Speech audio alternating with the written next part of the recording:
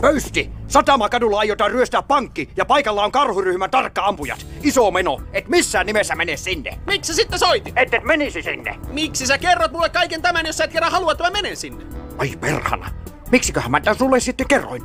Olenko lääkkeet muistanut ottaa? Olen, just otin. Oho, nämähän on kalojen ruoka. Jumalauta! Kalojen ruokaa söin!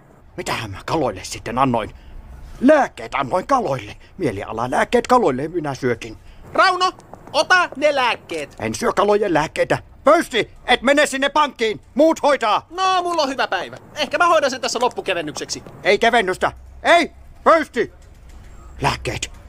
Tyhjä. Kaiken kalalle annoin. Koko lääkityksen sai kala. Ratkaisu.